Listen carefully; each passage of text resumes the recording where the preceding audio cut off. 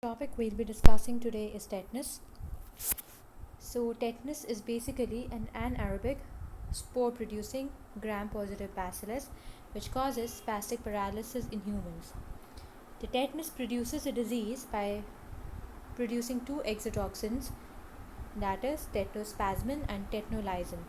The tetanospasmin is the main exotoxin. However, the tetanolysin potentiates the action of tetanospasmin. So, tetanus is associated with contaminated wounds, the wounds that are contaminated with soil, dirt, dust, chronic ulceration, umbilical stump in cases of neonatal tetanus, animal bites like a cat or a dog bite. So, the incubation period of tetanus is about 2 to 14 days and it depends on the severity of the infection. The more the wound is contaminated, the less the incubation period would be, as well as the proximity of the wound to the CNS. The closer the wound is to the CNS near the head region, the lesser the incubation period would be. The pathogenesis of tetanus is as follows. As we all know, the tetanus is an anaerobic spore producing organism. So, whenever there is a wound that is contaminated with soil, dust, which contains the spores of the tetanus, the unfavorable conditions like low oxygen tension causes the conversion of those spores into the vegetative forms, which produces those exotoxins, namely the tetanospasmin and the tetanolysin. These exotoxins gain entry into the CNS via the neuromuscular junction by the process of endocytosis, and then they will be ascending the CNS via the retrograde axonal transport and will be gaining access to the CNS. Once in the CNS, they will be attacking the inhibitory neurons which secrete glycine and GABA, and these inhibitory interneuron actually protects the motor neurons from overfiring and hence causes the muscles to relax after a contraction.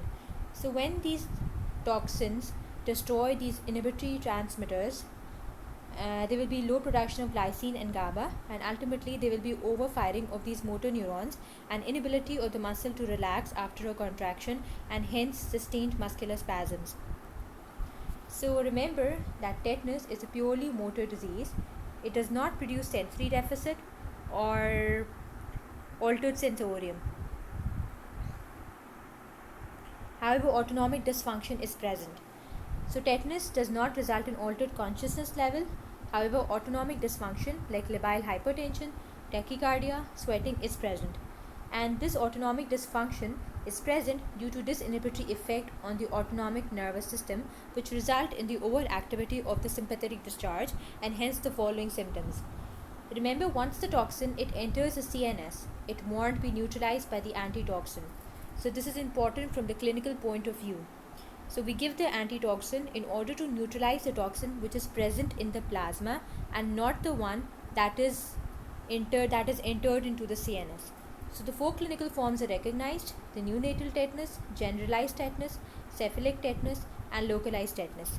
We'll be discussing each of them in detail. Tetanus neonatorum. As the name indicates, this tetanus affects the neonate, and in case of neonates, the commonest source of infection is a septic umbilicus. The incubation period for this tetanus is about 2 to 10 days after the birth. So tetanus initially involves the muscle of mastication, the facial muscles, and then it progresses to generalized muscular contraction affecting the muscles of the upper and the lower extremities. So the clinical symptoms would be as follows. Initially we have a lockjaw due to the muscular spasms of the muscles of mastication, which results in a failure to suck and swallow, and hence the child would be irritable.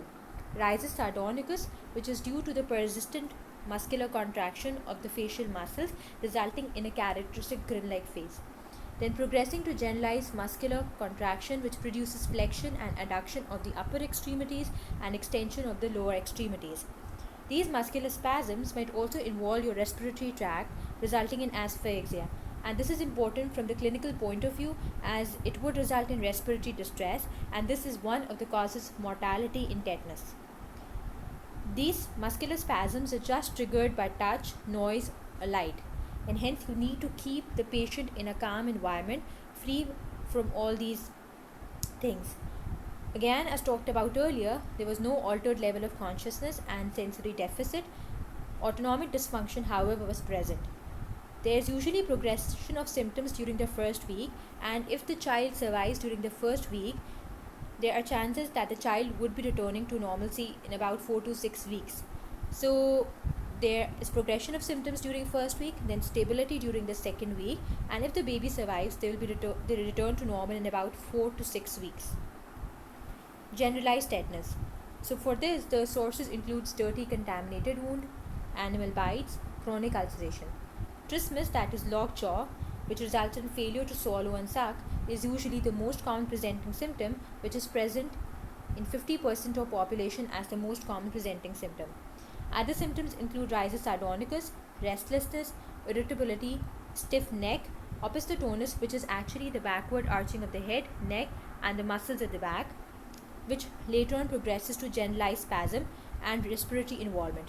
Remember, the greater the interval between the onset of trismus and the generalized muscular contractions, the good the prognosis is. And the lesser the time interval between the trismus and the generalized muscular contraction, the bad the prognosis would be. Autonomic dysfunction, as talked about earlier, is also present. Again, no sensory deficit or altered sensorium. Cephalic tetanus. As the name indicates, this is something that has got to do something near the head. So it occurs when there is an injury near the head region. As a result, the incubation period is usually very short, about 1 to 2 days, and over here you expect the cranial nerve involvement.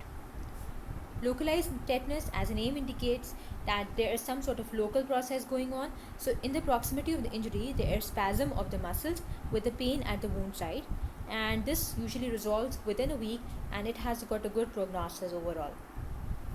Investigations. Remember that the diagnosis of tetanus is usually clinical, that is, history of some sort of infection, a bite, or a wound, which has later on progressing to the characteristic symptomatology, that is lockjaw, rhizus sardonicus, opisthotonus, and the muscular contractions.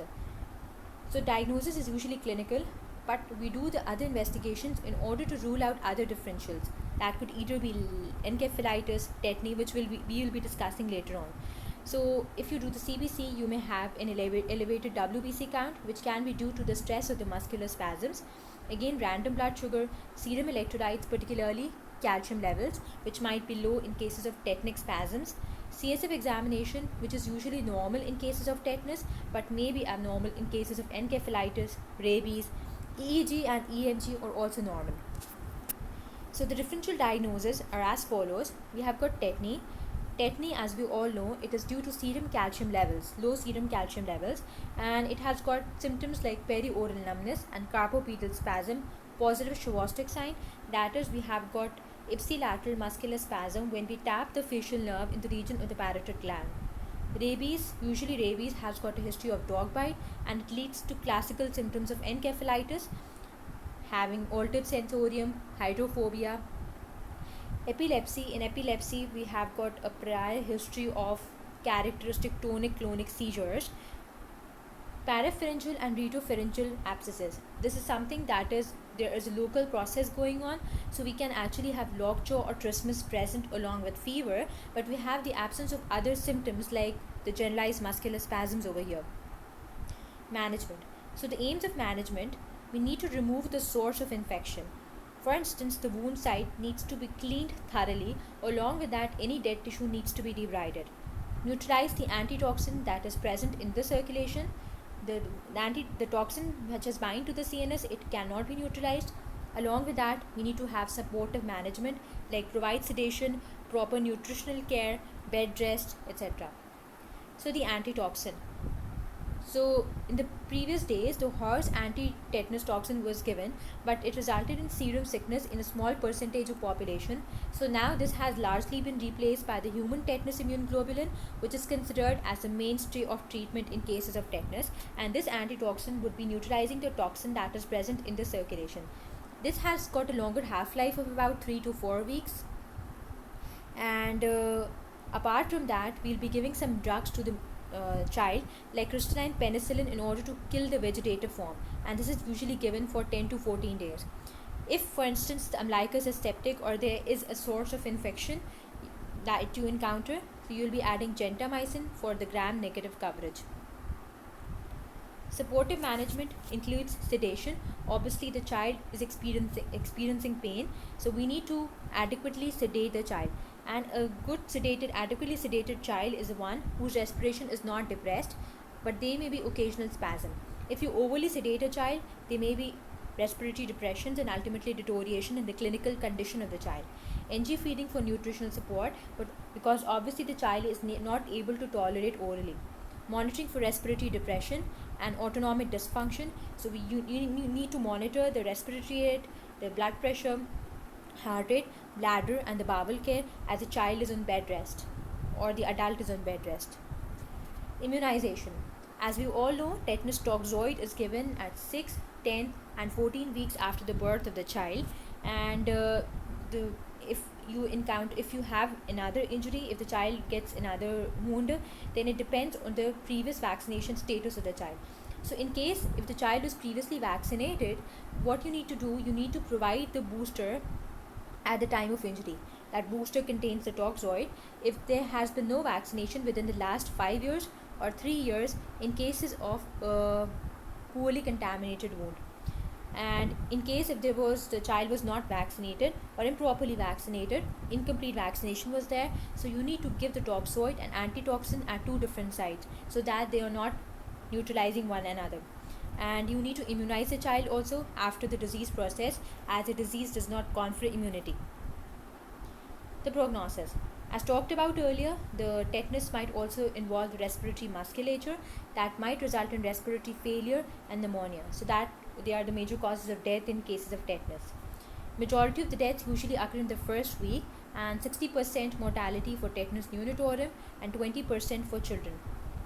The good prognostic factors includes a longer incubation period, localized tetanus, no fever because this indicates that the child does not have ongoing sepsis, survival in the first week. So this concludes our discussion of tetanus.